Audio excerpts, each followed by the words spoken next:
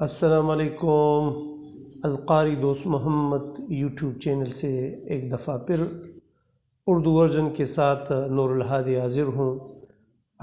آج جو واقعہ میں ٹرانسلیٹ کرنے جا رہا ہوں وہ ہے بلعم بن بعورہ۔ بلعم بن بعورہ حضرت موسیٰ علیہ السلام کے دور میں تھے، اور یہ بہت ہی بڑے بزرگ پائے کے عالم تھے، اور یہ ایسے بزرگ تھے کہ جس کی دعا رد نہیں ہوتی تھی۔ اللہ تعالیٰ نے اس کو اسم اعظم کے دولت سے نوازا تھا، اور جو بھی یہ دعا کرتا وہ فوراً قبول ہو جاتی۔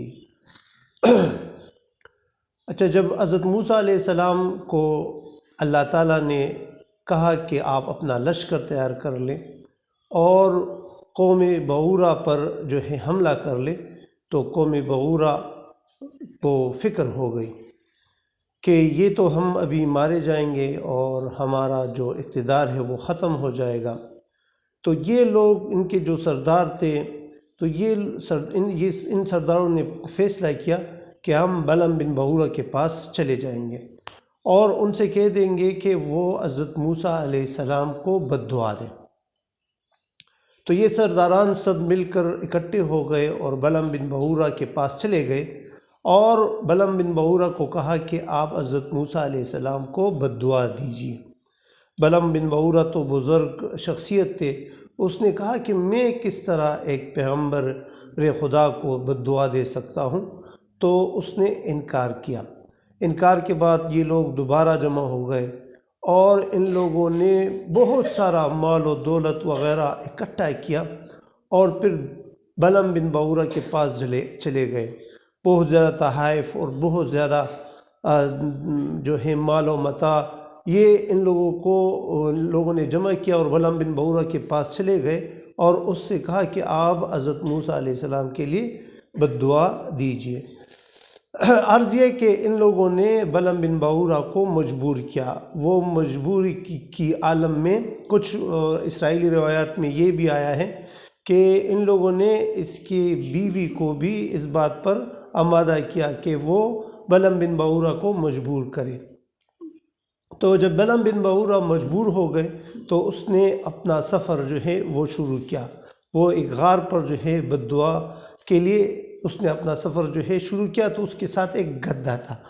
وہ اپنے گدھے پر سوار ہوا اور وہ جا رہے تھے، تو اس کی جو سواری تھی وہ اس کو آگے جانے نہیں دے رہی تھی۔ وہ جب آگے جاتا تو اس کا گدھا جو ہے وہ بیٹھ جاتا۔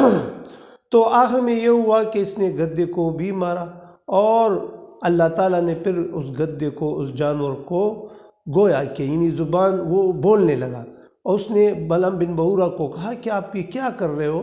آپ تو ایک پیغمبر کو بد دعا دے رہے ہو۔ حتیٰ یہ کہ اس نے اس جانور کو بھی وہاں پر چھوڑا۔ تو جیسے ہی وہ غار پر پہنچا تو جب وہ ہاتھ اٹھاتا بد دعا کے لیے، تو جب حضرت موسیٰ علیہ السلام کا لفظ آتا یا قوم موسیٰ کے لیے جب وہ بد دعا کرتا تو قوم موسیٰ کی جگہ قوم بعورہ آ جاتا۔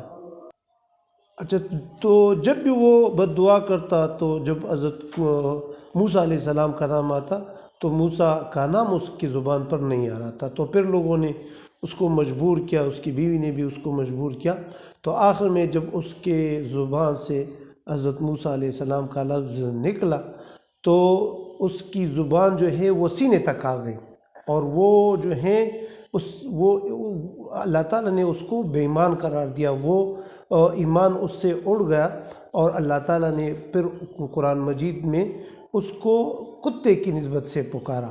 تو یہ بلعم بن بعورہ کا واقعہ تھا جو کہ قاری دوست محمد صاحب نے پشتو میں سنایا تھا، اس کو میں نے مختصراً اردو میں ترجمہ کیا۔ تو امید کرتا ہوں آپ لوگوں کو یہ واقعہ پسند آیا ہوگا۔ باقی آپ لوگ اس چینل کو سبسکرائب کر لیں، اور کوئی بھی سوال ہو تو آپ القاری دوست محمد صاحب سے کر سکتے ہیں۔ شکریہ۔